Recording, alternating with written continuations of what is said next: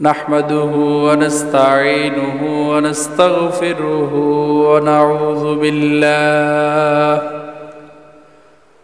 ونعوذ بالله من شرور أنفسنا ومن سيئات أعمالنا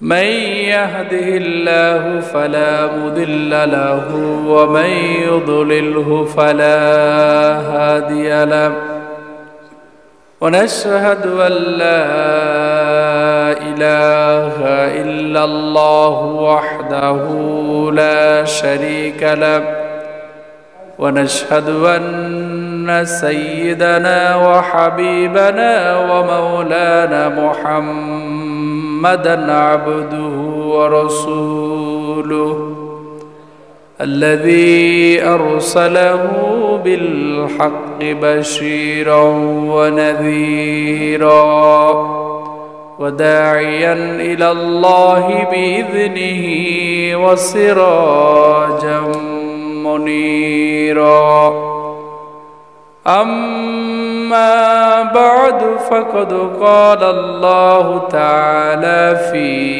كلامه المجيد وفرقانه الحميد أعوذ بالله من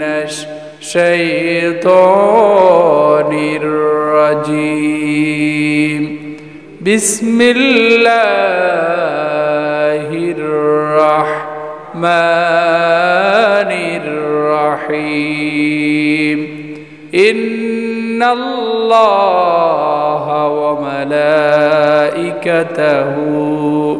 يصلون على النبي يا أيها الذين آمنوا صلوا عليه وسلموا تسليما اللهم صل على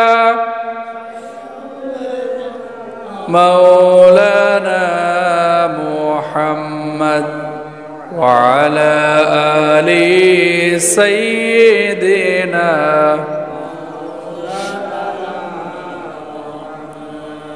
আল্লাহর সাথে অংশীদার স্থাপন করা, আল্লাহ যেটা করতে পারে সেটা অন্য কেউ করতে পারে সেই বিশ্বাস রাখার নামই হচ্ছে কি শিরক। আমরা কথায় কথায় শিরক করি। ভাই জমিটা যদি না থাকতো একবারে না খাই মরতাম, আছে না নাই? ছেলে একটা বিদেশ থাকে, এজন্য কোন রকম খাই বাঁচিয়েছি নয়, আরো কি করতাম? উপরে আল্লাহ, নিচে আমনে ছাড়া আমার কোনো উপায়, সামনে আল্লাহ পিছে আমনে, আছে না নাই? এগুলা সব কিসের কথা? কথায় কথায় শিরক করে ঈমান হারা হচ্ছি আমরা। হুজুর সামনে না থাকলে আমার কোনো উপায় নাই। শিরক করতেছি কার সাথে? যে করে সেও জানে না, যার সামনে করে সেও জানে না। যে কোনো কাজ করার শুরুতে বলতে হবে বিসমিল্লাহ। কি বলতে হবে? বিসমিল্লাহ। কিন্তু আমরা বলি আল্লাহ এবং তার রাসূলের নামে শুরু করলাম। নাউজুবিল্লাহ বললেন না? এই কথা বলেন তো? অনেকেই বলে যে আল্লাহ এবং তার রাসূলের নামে শুরু করলাম।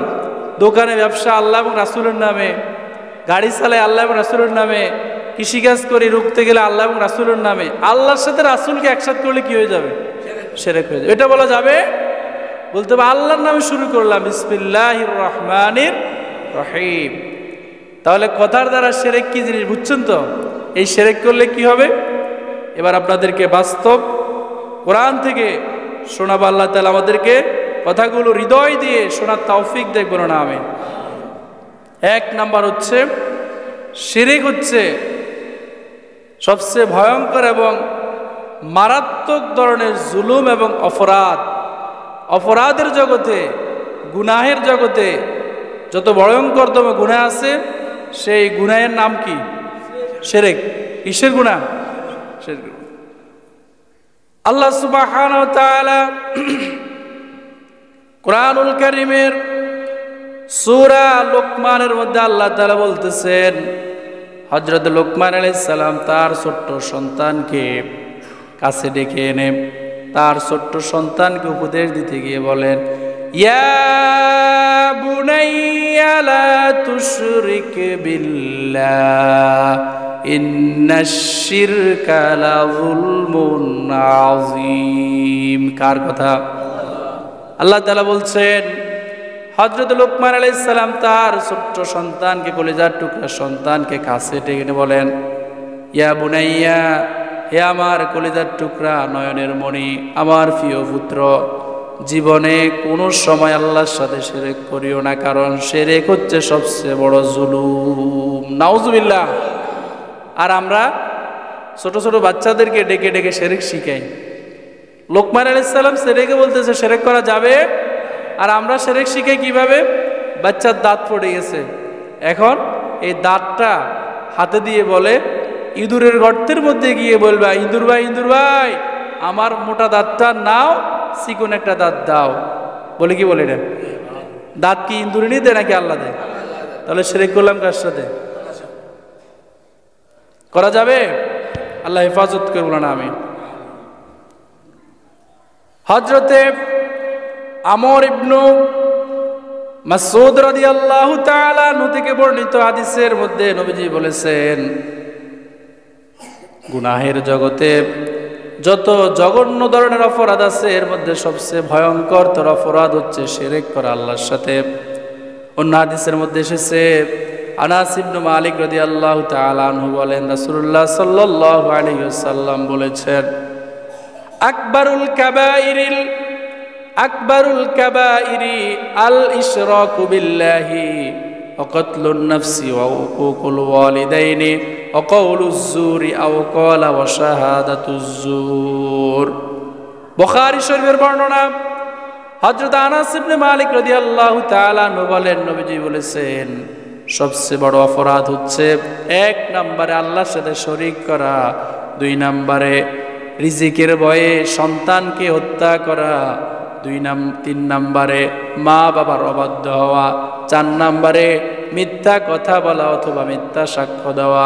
তাহলে বোঝা গেল অপরাধের জগতে সবচেয়ে বড় অপরাধের নাম হচ্ছে শিরক করা। কার সাথে? আল্লাহর সাথে। আল্লাহর সাথে শিরক করা যাবে না।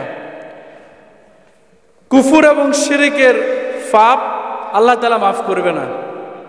আপনি নামাজ পড়তে পারেন নাই 1 ওয়াক্ত, যদি আল্লাহর কাছে মাফ চান, আল্লাহ মাফ করে দেবেন। আল্লাহর কাছে মাফ চাইতে পারেন নাই, মৃত্যুবরণ করেছেন, আল্লাহ ইচ্ছা করলে মাফ করে দেবেন, ইচ্ছা করলে শাস্তি। রোজা রাখতে পারেন নাই, হজ করতে পারেন নাই, যাকাত দিতে পারেন নাই, ভালো কাজ করতে পারেন নাই, আল্লাহ তাআলার ইখতিয়ার আছে, হয় শাস্তি দেবেন, না হয় কি করবেন। কিন্তু শিরক এমন একটা ভয়ঙ্কর অপরাধ, এই শিরক করে যদি কেউ মৃত্যুবরণ করে, তাওবা না করে, তাহলে আল্লাহ তাআলা তাকে মাফ করবে। এটা কি আমার কথা না আল্লাহর কথা? আল্লাহ সুবহানাহু ওয়া তাআলা সূরা নিসার মধ্যে বলেন, ইন্নাল্লাহা লা ইয়াগফিরু আন ইউশরাকা বিহি ওয়া ইয়াগফিরু মা দুনা যালিকা লিমান ইয়াশাউ ওয়া মান ইউশরিক বিল্লাহি ফাকাদ ইফতারা ইসমান আযীমা। আল্লাহ তাআলা বলেন, যে ব্যক্তি আমি আল্লাহর সাথে শিরক করবে, আমি আল্লাহ তাআলা তার এই শিরকের গুনাহ কখনো ক্ষমা করব না। নাউজুবিল্লাহ। যে আল্লাহর সাথে শিরক করলো, সে অপরাধ সমূহের মধ্য থেকে ভয়ঙ্করতম সবচেয়ে বড় একটি অপরাধ করলো। নাউজুবিল্লাহ। আল্লাহ তাআলা অন্যত্র বলছেন,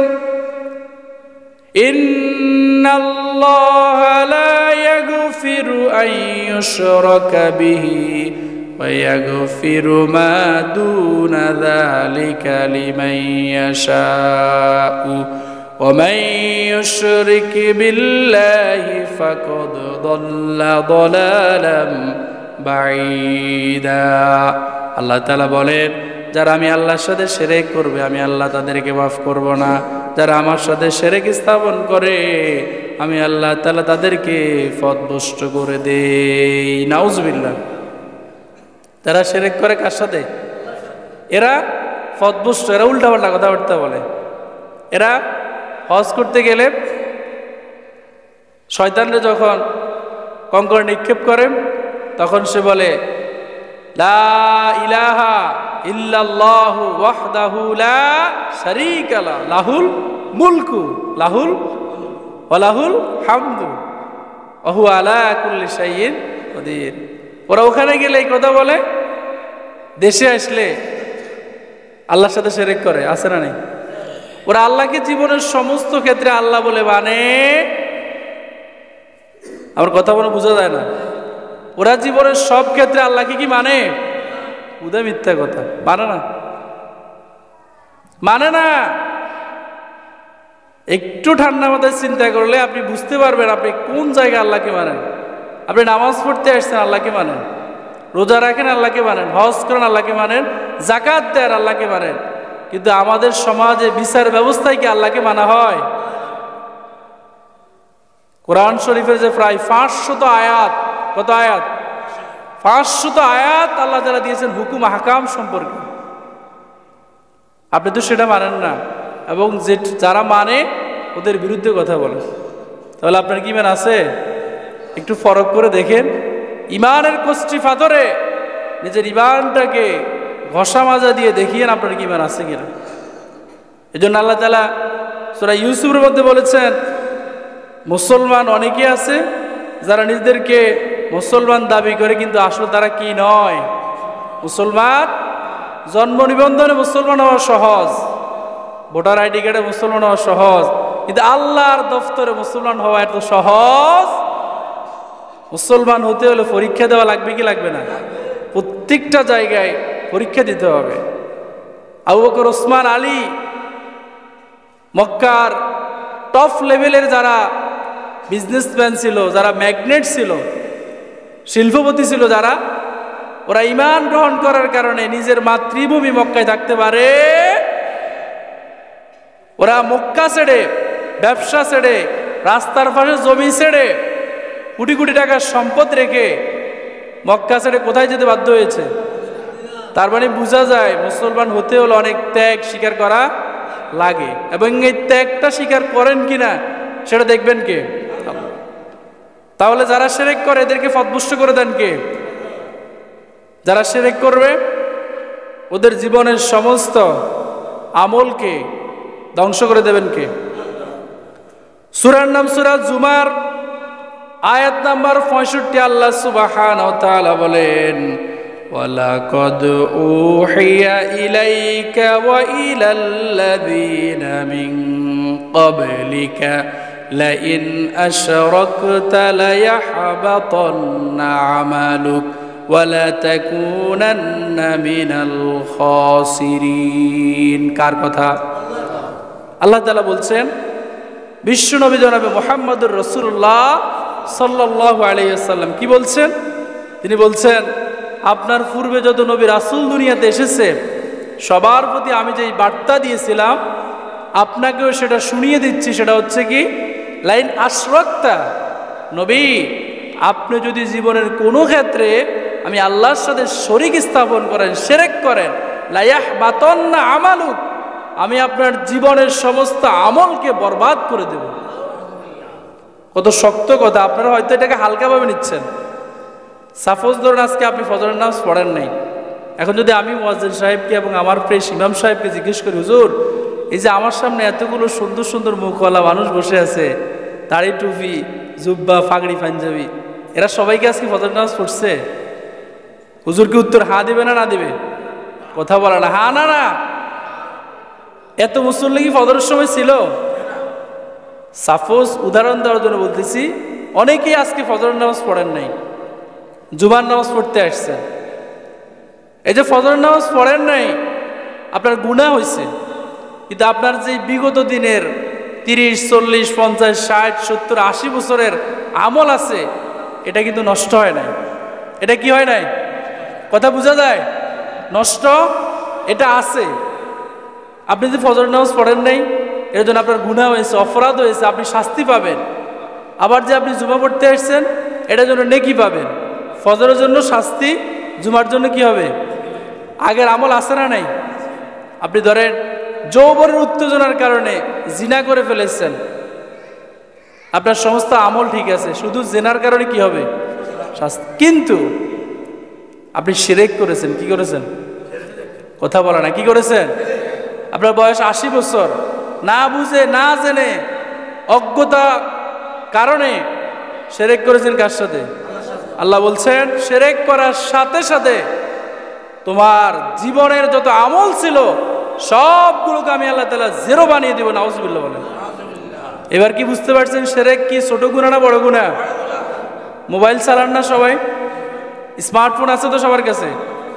স্মার্টফোন থেকে আপনি একটা ছবি ডিলিট করলে সেটা যাবে, সেটা রিসাইকেলে থাকে, আবার ইচ্ছা করলে আপনি রিস্টোর দিলে এখান থেকে চলে আসবে, অথবা ভুলবশত কিছু যদি ডিলিট হয়ে যায় রিকভারি দিলে আসবে। কিন্তু যদি আপনি আপনার মোবাইলটাকে ফরম্যাট করে দেন, রিসেট মেরে দেন, আপনার মোবাইলে কিছু থাকবে? কম্পিউটারকে যদি উইন্ডোজ দেন, কম্পিউটার কোনো ডাটা থাকবে? সব কি হয়ে যাবে? ডিলিট হয়ে যাবে, কিছুই থাকবে না, পুরা মেমোরিটা খালি হয়ে যাবে। আমাদের যে আমলনামা নামক মেমোরি আছে, যদি আমরা আল্লাহর সাথে শিরক করি আমাদের এই আমলনামাকে জিরো বানিয়ে দেবেন কে? তাহলে বলেন তো শিরক কি ছোট গুনাহ না বড় গুনাহ? শিরক করা যাবে তো? আমরা করি কি না? আল্লাহ আমাদেরকে হেফাজত করে বলো না আমিন। ওয়ালা তাকুনান্না মিনাল খাসিরিন, কিয়ামতের ময়দানে তুমি হবে ক্ষতিগ্রস্তদের অন্তর্ভুক্ত। নাউযুবিল্লাহ। অন্য আয়াতে আল্লাহ তাআলা বলেন ওয়ামান ইয়াকফুর বিল ঈমানি ফাকাদ হাবিতা আমালুহু ওয়া হুয়া ফিল আখিরাতি মিনাল খাসিরিন। আল্লাহ তাআলা বলেন যারা ঈমানের সাথে শিরক রাখবে আমি আল্লাহ তাআলা তাদের ঈমানের সাথে শিরক রাখার কারণে তাদের আমলগুলোকে বরবাদ করে দেব। কিয়ামতের ময়দানে তারা ক্ষতিগ্রস্তদের অন্তর্ভুক্ত হয়ে যাবে। আল্লাহ আমাদেরকে হেফাজত করে বলুন আমিন। আল্লাহ তাআলা স্পষ্টভাবে বলে দিচ্ছেন, আল্লাহ বলছেন নামাজ পড়ো নাই, রোজা রাখো নাই, হজ করো নাই, যাকাত দাও নাই, তোমাদেরকে আমি আল্লাহ তাআলা শাস্তি দিয়ে একটা সময় শাস্তি দেওয়ার পর তোমার জেল যখন রিমান্ড যখন শেষ হয়ে যাবে আমি তোমাকে ওই জাহান্নাম থেকে মুক্তি দিয়ে জান্নাতে নিয়ে আসব। জাহান্নামী মানুষগুলো জাহান্নামের মধ্যে ফুটতে ফুটতে পুরা শরীরটা কালো হয়ে যাবে, আঙ্গার হয়ে যাবে। যখন তার শাস্তিটা শেষ হয়ে যাবে তখন আল্লাহ তাআলা ওই মানুষটাকে জাহান্নাম থেকে বের করে জান্নাতের মধ্যে একটা আবে হায়া নামক একটা নহর আছে, একটা পুকুর আছে। সেই পুকুরের মধ্যে আল্লাহ তাআলা বলবেন বান্দা তুমি এটার মধ্যে ডুব দাও। ডুব দেওয়ার সাথে সাথে ওই বান্দাকে আল্লাহ তাআলা আগের চেয়ে সুন্দর বানিয়ে দেবেন। এরপর আল্লাহ তাআলা ওই বান্দাকে বলবেন তোমাকে আমি আল্লাহ তাআলা এই 10 দুনিয়ার সমান একটা জান্নাত দান করে দিলাম। জীবনে আপনি অসংখ্য অপরাধ করেছেন, অসংখ্য আপনি পাপ করেছেন, সমস্ত পাপের কারণে আপনার জন্য জান্নাতকে আল্লাহ তাআলা হারাম করবেন না। আপনি যদি ঈমান থাকে একটা সময় শাস্তি ভোগ করার পর জান্নাতে আসতে পারবেন। কিন্তু আল্লাহ তাআলা বলেন যারা আমি আল্লাহর সাথে শিরক স্থাপন করবে আমি আল্লাহ তাআলা তাদের জন্য জান্নাতকে হারাম করে দেব। কথা বুঝতেছেন? যারা আল্লাহর সাথে শিরক করেন তাদের জন্য জান্নাতকে হারাম করে দেবেন কে? হারাম করে দিলে মনে হয় জান্নাতে যাওয়া যাবে। মুসলমানের জন্য কুকুরের গোশত খাওয়া কি হালাল না হারাম? যদি কেউ খায়, হ্যাঁ খাওয়ার অনুমতি আছে। কখন? যখন আপনি এমন মুসিবতে উঠছেন খাবার বলতে কিছু নাই, একেবারে জীবন চলে যায় যে অবস্থা, পানি খাবার গোশত কিচ্ছু নাই, এমন জায়গায় কোনো মানুষও নাই, শুধু ওখানে 2টা কুত্তা আছে। কি আছে? দেখেন ইসলাম কত সুন্দর। 2টা কি আছে? কুকুর আছে। ইসলাম তখনও বলে ওখানে 2টা কুকুর, একটা মরা একটা জিন্দা। কয়টা? একটা মরা আর একটা। তখন তুমি মরাটা বাদ দিয়ে জিন্দাটা খাও জীবন বাঁচানোর জন্য। কিসের জন্য? কিন্তু সেখানে যদি শুধু মরা থাকে তখন মরা কুকুরের গোশত খাওয়া যাবে ততটুকু যতটুকু খেলে আপনার জীবনটা বাঁচবে। কিন্তু যদি আপনার ভিতরে সেলফ কনফিডেন্স আত্মবিশ্বাস থাকে না খেয়েও আমি থাকতে পারবো তাহলে খাওয়া যাবে। তাহলে যারা শিরক করবে তাদের জন্য জাহান্নাম হারাম করে দেবেন কে? এটা কি আপনাদের মসজিদের ইমাম সাহেবের কথা না আল্লাহর কথা? আল্লাহ সুবহানাহু ওয়া তাআলা কুরআনুল কারীমের 5 নম্বর সূরার নাম সূরা মাইদা আয়াত নাম্বার 72 আল্লাহ তাআলা বলছেন, ইন্নাহু মাইয়ুশরিক বিল্লাহি ফাকাদ হারামাল্লাহু আলাইহিল জান্নাহ। কার কথা? আল্লাহ তাআলা বলেন, যারা আমি আল্লাহর সাথে শিরক স্থাপন করবে, যারা আমি আল্লাহর সাথে শিরক স্থাপন করে, আমি আল্লাহ তাআলা তাদের জন্য জাহান্নামকে ওয়াজিব করে দেব এবং জান্নাতকে তাদের জন্য আমি আল্লাহ তাআলা হারাম করে দেব। এখন জান্নাত হারাম হইলে আমরা কোথায় যাব? আল্লাহ সেটাও বলে দিচ্ছেন, ওমা ওয়াহুন নার, তাদের থাকার জন্য যে আবাসস্থল, বসবাস করার জন্য যে জায়গা, সেটা হচ্ছে কোথায়? জাহান্নামে। ওমালিজ যালিমিন মিন আনসার, যারা নিজের প্রতি নিজে জুলুম করবে, শিরক করবে, কিয়ামতের ময়দানে তারা তাদের আশেপাশে, ডানে বামে, সামনে পিছনে, উপরে নিচে কোনো সাহায্যকারী পাবে। হযরতে আবু যার রাদিয়াল্লাহু তাআলা আনহু থেকে বর্ণিত, তিনি বলেন, নবী করিম সাল্লাল্লাহু আলাইহি ওয়াসাল্লাম বলেছেন, মান লাকিয়ানি বিকরাবিল আরদি খাতিয়াতান লা ইউশরিকু বি শাইআন লাকিতুহু বিমিসলিহা মাগফিরাতান। সুবহানাল্লাহ বলেন, আরো জোরে বলেন সুবহানাল্লাহ। হযরত আবু যার রাদিয়াল্লাহু তাআলা আনহু থেকে হাদিসটি মুসলিম শরীফে এসেছে, 2068 নম্বর হাদিস। নবীজি বলেছেন, আল্লাহ তাআলা বলছেন, যে ব্যক্তি আমার সাথে কোনো কাউকে শরীক করা ছাড়া সাক্ষাৎ করবে, কিন্তু সে যদি এই পৃথিবীর সমান, কি সমান? কথা বলে না, কি সমান? এই পুরো পৃথিবীর সমান অপরাধ নিয়েও আমি আল্লাহর কাছে আসে, আমি তার চেয়ে বেশি ক্ষমা নিয়ে তাকে এসে মাফ করে দেব। আরে আমার আপনার গুনাহ কতটুকু হয়েছে? আমাদের জীবনে এই গুনাহ যদি আমরা এই জকসিম বাজারে দিই, এটাও ধরবে না, এতটুকু হবে না, আরো কম হবে। আল্লাহ বলছেন কি চমৎকার হাদিস, যদি তুমি জীবনের যত দিন বাঁচো, 1 থেকে 1000 বছর, 1 থেকে 1000 বছর বেঁচে যদি তুমি 1000 বছর শুধু গুনাহই করো, শুধু কি করো? গুনাহ করো, এই 1000 বছরের গুনাহ তুমি যদি করে আমার সাথে সাক্ষাৎ করো, মৃত্যুবরণ করো, আমি আল্লাহ তোমার এই 1000 বছরের গুনাহ মাফ করার জন্য 2000 বছরের গুনাহ মাফের যেই রহমত আছে সেটা নিয়ে আমি তোমার কাছে আসবো। সুবহানাল্লাহ বলেন। শুধু শর্ত একটা, কি কথা বলে না? শর্ত কি? আপনার যে গুনার আমলনামা আছে সেখানে শিরক থাকতে পারবে।